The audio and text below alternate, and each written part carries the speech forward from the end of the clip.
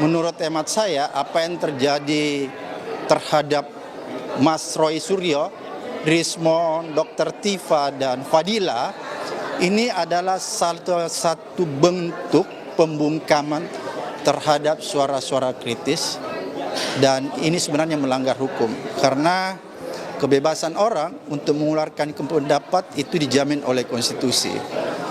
Jadi kalau orang paham tentang konstitusi, pemerintah paham tentang konstitusi, maka suara kritik tidak boleh dilawan dengan mengkriminalisasi seseorang lewat laporan ke kepolisian.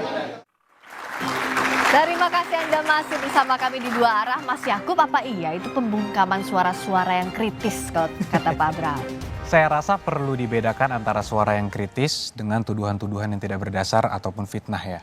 Karena mungkin bisa kita pahami semua Pak Jokowi sudah menjabat selama 10 tahun sebelum beliau purna tugas. Selama 10 tahun ini sangat terbuka dengan apapun masukan-masukan, kritik-kritik yang menurut saya pribadi justru sebagian besar banyak yang melewati batas. Yang seharusnya mungkin Pak Jokowi memiliki hak untuk mengadukan atau melaporkan dan sebagainya. Tapi beliau tidak lakukan. Termasuk mengenai ijazah palsu ini. 2023 beliau masih menjabat, semua kalau kita ngomong simpelnya semua masih under his control. Tapi beliau tidak melakukan apapun.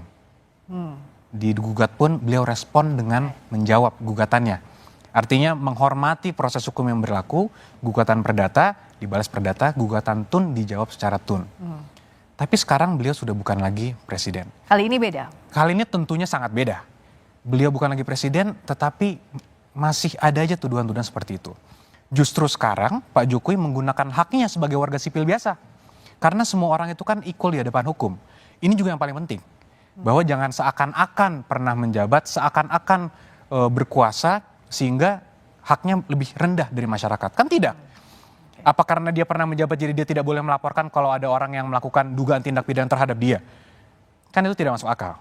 Itulah kenapa seluruh kritik-kritik yang luas yang membangun itu sangat di-welcome, tapi harus dalam koridor hukum. Oke, harus dalam koridor hukum. Mas Roy, rasanya ini kriminalisasi atau enggak? Ya memang hak warga negara Pak Jokowi untuk makanya saya berpesan juga waktu itu. Jadi karena yang kami sampaikan itu adalah telaah ilmiah berdasarkan pengetahuan dan research ya. Maka ini adalah kalau sampai ada yang melakukan kriminalisasi lagi, ya ini sangat tidak elok, ya gitu. Jadi artinya apa yang disampaikan itu kan semuanya sudah diatur ya. Betul bahwa kalau dikatakan tadi itu jangan-jangan nanti source-nya ngambilnya dari sosmed, enggak sama sekali. Saya nggak pernah ngambil dari sosmed ya. Kalau tidak dipastikan oleh orangnya. Ketika itu dipastikan bahwa ini asli, bahkan dalam utasnya dia nulis ya. Si Sandi itu, ini saya dapat dari Pak Jokowi langsung. Menariknya ya, ini saya bantu juga. Ketika saya ketemu dengan yang bersangkutan, saya bilang selesai udah ternyata karena dia bilang dapatnya tidak dari Pak Jokowi. Ya udah hati-hati Mas Anda.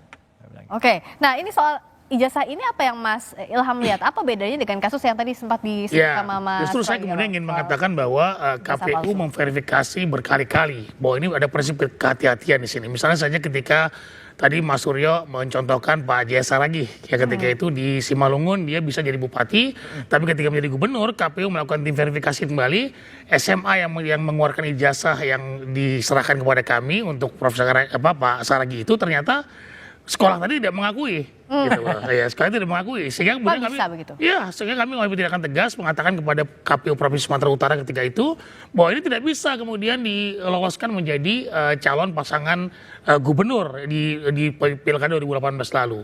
Nah, saya ingin membuktikan bahwa kemudian KPU melakukan verifikasi dengan hati-hati, dengan benar dan melibatkan banyak pihak terkait dengan ahli-ahli pendidikan dan bahkan juga pihak sekolah itu sendiri. Nah ini kan bahwa sebetulnya kalau kemudian KPU dianggap mungkin misalnya ada kesalahan di KPU membuktikan bahwa di Provinsi Sumut KPU sudah membuktikan bahwa kami melakukan verifikasi yang begitu dalam sehingga ketika dinyatakan oleh sekolah tersebut bahwa yang bersangkutan tidak pernah sekolah di situ dan tidak pernah mengeluarkan ijazah, maka kami menyatakan dia tidak masuk atau kemudian TMS. Tidak memenuhi syarat. Jadi kuncinya di institusi pendidikannya. Kalau kasusnya Pak Jokowi berarti UGM yang jadi kunci. Sekali KPU ingin mengatakan bahwa KPU tidak melakukan verifikasi forensik.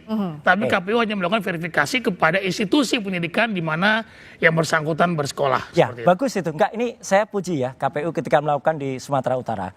Mohon itu juga dilakukan juga pada yang kita perbincangkan ini. Apakah dalam kasus ijazahnya Pak Jokowi ya, kalau ini misalnya bukan ijazah 1, apakah KPU juga memverifikasi adanya ijazah SMA 6 yang kemudian di situ masih tertulis SMPP, betul SMPP, kan namanya Sekolah Menengah Pembangunan Persiapan. Tapi ada dalam kurung SMA 6 gitu. Padahal SMA 6-nya itu belum ada di tahun itu. Apakah itu diverifikasi atau tidak? Tentu diverifikasi ya. Kalau kemudian jadi gini, ada persyaratan-persyaratan yang kemudian kita harus verifikasi berdasarkan peraturan undang-undangan.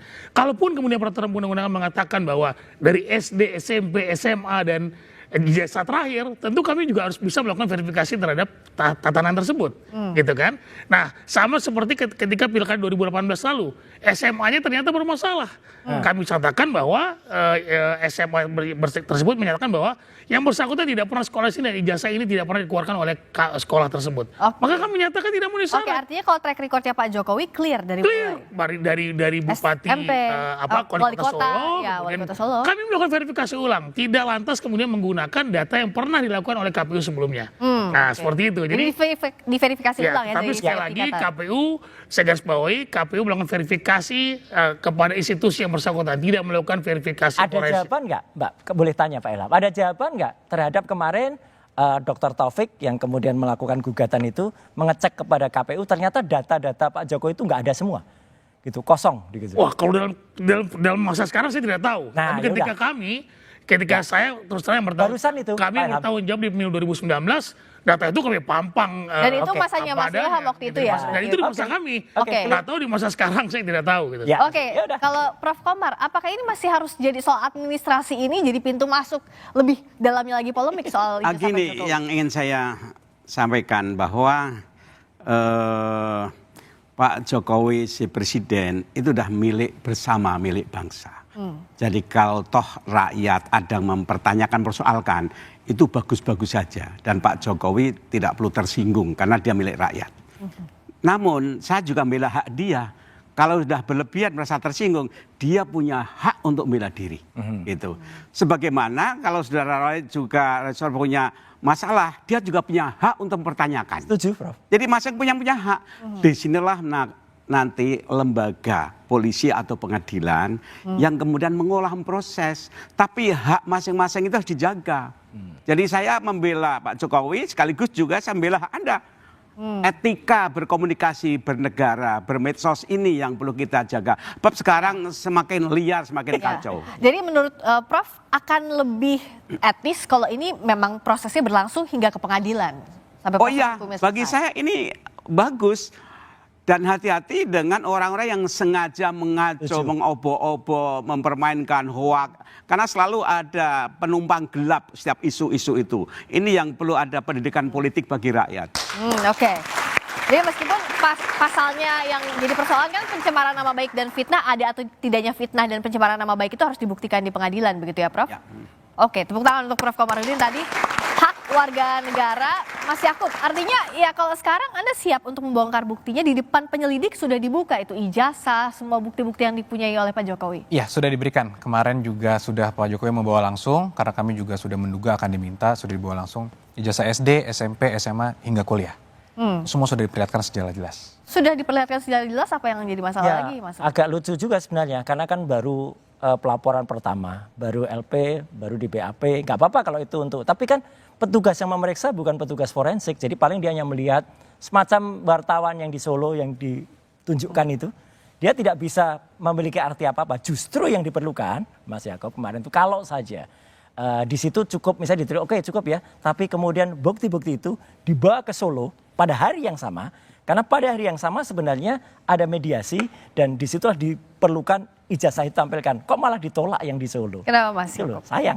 Untuk yang di Solo kebetulan karena itu ditangani oleh rekan kami yang lain, secara kode etik kami tidak bisa mengomentari, Mas. Tapi mengenai barang bukti, apakah ijazah nanti kenapa diperlihatkan hanya pada penyidik, tentunya kami menghormati proses dan kalaupun nanti dimintakan lagi di penyidikan atau di persidangan, tentunya kami siap untuk memberikan. Pasti itu diperlukan. Oke. Nah, tapi kenapa sih tidak ditunjukkan langsung aja bahwa ini ijazahnya asli loh? Kenapa harus lewat jalur pengadilan, lewat jalur penyelidikan, dan nanti juga sampai ke pengadilan? Tentunya pertama tidak ada kewajiban hukum Pak Jokowi ya untuk memperlihatkan itu. Dan ini akan menjadi presiden yang sangat buruk Mbak jika ini dilakukan oleh Pak Jokowi. Kenapa? Bayangkan jika ada seorang pejabat atau seorang masyarakat biasa lah yang dituduh. Ijazah Anda palsu, Anda harus perlihatkan. Oke. Anggaplah seorang yang dituduh ini memperlihatkan satu orang A. Ada B lagi minta, apa harus diperlihatkan lagi? Ada C lagi, kalau ada 1.000 orang yang meminta, apa semua harus diperlihatkan? Ini kan presiden yang tidak baik. Apalagi kalau nanti ini digunakan sebagai modus untuk menjatuhkan orang-orang yang sedang menjabat dan sebagainya. Jadi kita tidak mau ini menjadi suatu presiden yang buruk bagi penegakan hukum di Indonesia dan praktik politik juga di Indonesia. Ini yang kita jaga, Mbak. Oke. Apa ini mengada-ngada permintaan untuk melihatkan jasa ini? Gak apa-apa, Presiden buruk. kita hormati Pak Yakub, tapi terlalu jauh tadi ya. Kalau seorang pejabat publik, dia harus mau menunjukkan, dan itu ada diatur dalam Undang-Undang Keterbukaan Informasi Publik nomor 14 tahun 2008, dan bukan termasuk pasal yang dikecualikan di pasal 17. Kalau pasal 17 itu yang kecuali nilai. Oke, kalau nilai transkrip nggak usah, Mas. Kalau KHS, kartu hasil studi nggak usah. Itu hak pribadi. Rekam medik kesehatan itu jangan, karena itu ada pribadi. Kemarin juga ada kasus selebriti ditulis pernah mengidap apa gitu. Waduh, itu malah nggak boleh. Tapi kalau itu misalnya kartu rencana studi, kalau misalnya itu bukti-bukti KKN, ya harus dibuka sebenarnya. Skripsi, ijazah juga. Jadi memang saya setuju tadi yang disampaikan pada acara Rosi kemarin ya. Prof. Hamid Hamaludin.